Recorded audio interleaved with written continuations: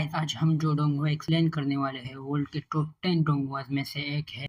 तो इस पार्ट की शुरुआत में हम एक नरेटिंग वॉइस को सुनते हैं जो हमें बताती है कि करीब 100 सालों पहले अर्थ पर आरआर नाम का वायरस फैल गया था, जिसकी वजह से करीब 2 बिलियन लोग मारे गए। साथ ही इस वायरस ने बहुत सारे एनिमल्स, बर्ड्स और इंसेक्ट्स को भी इन्फेक्ट कर दिया, जिसकी वजह से उन सबके जीन्स में चेंजेस हुए और वो सब बड़े और खतरनाक बीस्ट और मॉन्स्टर्स में बदल गए और इंसानों पर हमला करने लगे। तो उन मॉन्स्टर्स यानी म्यूटेंट से बचने के लिए इंसानों ने न्यूक्लियर बॉम्ब्स का इस्तेमाल किया, पर न्यूक्लियर बॉम्ब्स की मदद से वो मॉन्स्टर्स पूरी तरह खत्म नहीं हुए, बल्कि इसकी वजह से और भी ह्यूमंस मारे गए। तो अब अर्थ की ऐसी सिचुएशन देखकर यूनाइटेड नेशन इमरजेंसी डिक्लेयर कर दी, जिसके बाद बचे हुए लोग गवर्नमेंट के द्वारा बनाए गए प्रोटेक्टेड एरियाज में चले गए, पर वहां भी वो मॉन्स्टर्स आ रहे थे। तो सभी गवर्नमेंट्स ने मिलकर मिलिट्री की ट्रेनिंग और एडवांस टेक्नोलॉजी की मदद से स्पेशल लोगों की एक सेना तैयार करी, जिन्हें मार्शल प्रैक्टिशनर बुलाया जाता था, क्योंकि उनमें आरआर वायरस की वजह से स्पेशल एबिलिटी आ गई थी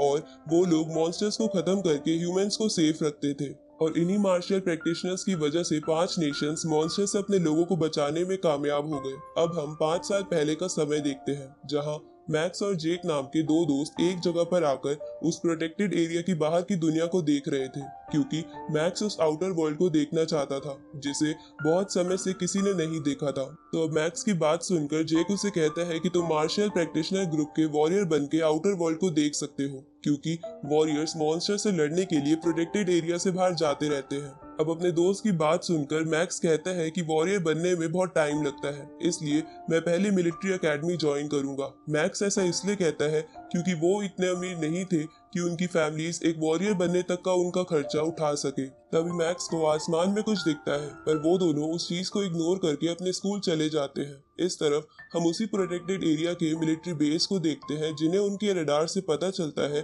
कि एक बहुत बड़ा एस क्लास म्यूटेंट ईगल उनके बेस की तरफ तेजी से आ रहा था। तो अब ये जानकर मिलिट्री चीफ उस ईगल को मारने के लिए बहुत सारे फाइटर जेट्स भिजवाता है। जो फाइटर जेट्स उस ईगल के पास पहुंचकर उस पर मिसाइल से अटैक करते हैं, लेकिन मिसाइल से ईगल को कुछ भी नहीं होता, बल्कि वो ईगल अपने फेदर्स की मदद से उन सभी जेट्स को डिस्ट्रॉय कर देता है, क्योंकि उस ईगल के फेदर्स डायमंड की तरह शार्प थे। अब अपने जेट्स की ऐसी सिचुएशन देखकर military chief marshal practitioner group से एक वॉरियर को बुलाने को कहता है, क्योंकि वो ईगल तेजी से सिटी की तरफ बढ़ रहा था। अब हम सिटी को देखते हैं, जहां न्यूज में नेशनल रिसर्च इंस्टीट्यूशन की बात चल रही थी, क्योंकि रिसर्च सेंटर ने आरआर वायरस को एयर से कम करने का रास्ता ढूंढ लिया था। ये न्यूज सुन के अपने स्कूल जा रहा मैक्स रिसर्च सेंटर की तारीफ करता है। तभी मैक्स के साइड से एक ईवा नाम की उसकी एक क्लासमेट गुजरती है, जिसे मैक्स बहुत पसंद करता था। साथ ही ईवा भी मन ही मन मैक्स को लाइक करती थी। अब ईवा को देखकर मैक्स उससे बात करने के लिए उसके पास जाता है, पर उसी वक्त वहाँ हाओ बाई नाम का एक अमीर लड़का आ जाता है, जो ईवा को जानता था, इसलिए वो उसे ले जाने आया था। पर तभी वहां वो म्यूटेंट ईगल आ जाती है और सिटी की बिल्डिंग्स को तबाह करने लगती है, जिसे देखकर सभी लोग डर के मारे इधर उधर भागते हैं। तभी एक बिल्डिंग के कुछ कांच टूटकर ईवा पर गिरने लगते हैं, लेकिन मैक्स सही समय पर ईवा को गोद में उठाकर बचा लेता है। लेकिन उसी वक्त वो ईगल उन दोनों पर अपने फेदर से अटैक करती है,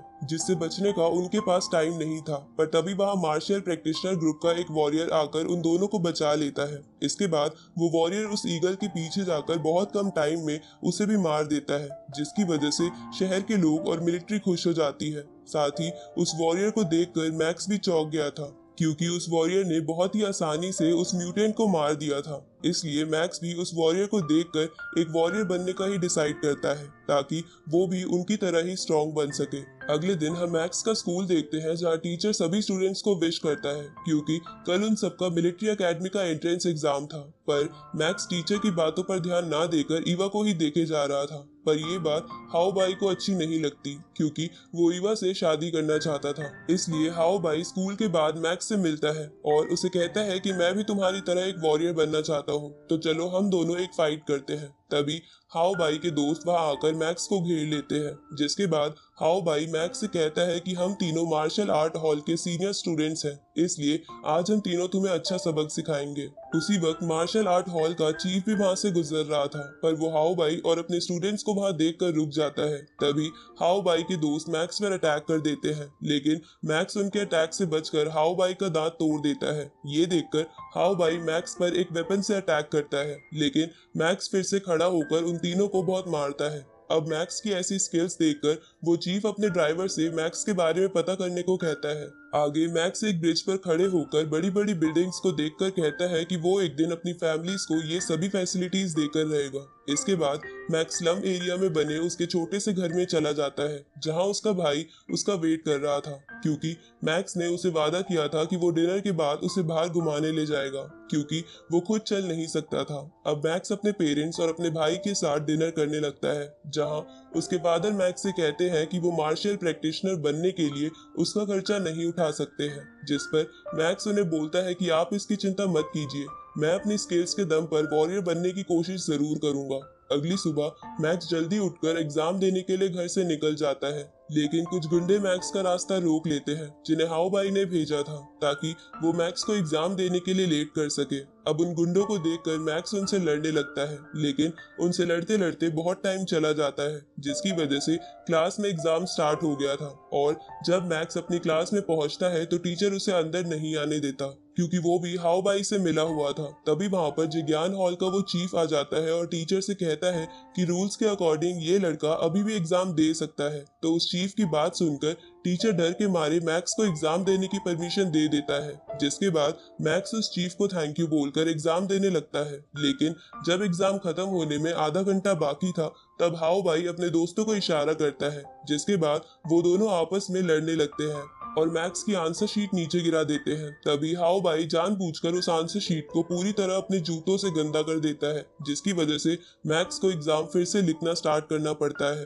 पर अब बहुत कम समय बचा था, जिसकी वजह से मैक्स टेंशन में आ जाता है और माइंड पर बहुत प्रेशर डालने की वजह से बेहोश हो जाता है। आगे हाओ बाई अपने फादर और अंकल के साथ एग्जाम अच्छा जाने की खुशी में सेलिब्रेट करता है, जहां वो अपने फादर से कहता है कि वो भी अपने अंकल की तरह एक अच्छा वॉरियर बनना चाहता है। ये सुन के हाओ बाई का अंकल उसकी तारीफ करता है। तभी हाओ बाई के फादर उससे पूछते हैं कि क्या एग्जाम टाइम में कोई बच्चा बेहोश हो गया था, क्योंकि उन्होंने ऐसी न्यूज सुनी थी। जिस पर हाओ बाई हाँ करते हुए कहता है कि उस लड़के के ग्रेड्स अच्छे आते हैं, पर वो मुझसे अच्छा स्टूडेंट नहीं है। अगले दिन मैक्स को होश आता है, जहाँ हॉस्पिटल में ईवा मैक्स से मिलने जाती है और उसे उस दिन के लिए थैंक यू बोलती है जब मैक्स ने बर्ड से उसकी जान बचाई थी। तभी वहाँ हाओ बाई भी आ जाता है और ईवा के सामने अच्छा बनने के लिए मैक्स से कहता है कि तुम्हें अपनी सेहत का ध्यान रखना चाहिए, एग्जाम तो आते रहते हैं। ये सुन के मैक्स को गुस्सा आता है, पर वो कुछ नहीं करता। कुछ दिनों बाद उस एंट्रेंस टेस्ट का रिजल्ट आ जाता है, पर मैक्स उस टेस्ट में पास नहीं हुआ था, जिसकी वजह से वो बहुत निराश हो जाता है। साथ ही ईवा को भी मैक्स के लिए बुरा लगता है। आगे मैक्स रेगुलर चेकअप के लिए फिर से हॉस्पिटल जाता है, जहां उस मार्शल आर्ट हॉल के चीफ उसे मिलने आते हैं और उसे बताते हैं कि उन्होंने मैक्स को लड़ते हुए देखा है और उन्हें मैक्स की स्किल्स और स्ट्रेंथ कमाल की लगी है, क्योंकि ऐसी स्किल्स और स्ट्रेंथ सूडो लेवल के वॉरियर के पास होती है, जो कि मार्शल प्रैक्टिशनर का फर्स्ट लेवल है। ये सुन के मैक्स हैरान हो जाता है। इसके बाद वो चीफ मैक्स को बताते हैं कि उसे सूडो प्रैक्टिशनर का टाइटल पाने के लिए एक एग्जाम देना होगा, जिसके बाद वो फर्स्ट लेवल का प्रैक्टिशनर बन जाएगा। पर एग्जाम देने से पहले मैक्स का एक टेस्ट होगा, जिससे पता चलेगा कि मैक्स एग्जाम देने के लायक है भी या नहीं। अब उस चीफ की बातें सुनकर मैक्स उस एग्जाम और टेस्ट को देने के लिए मान जाता है, क्योंकि मार्शल प्रैक्टिशनर बनने के बाद उसे गवर्नमेंट की तरफ से फाइनेंशियल हेल्प मिलेगी, जिसकी मदद से उसकी फैमिली एक अच्छी लाइफ बिता पाएगी। अब मैक्स के ये डिसाइड करते ही ये पार्ट यही खत्म होता है।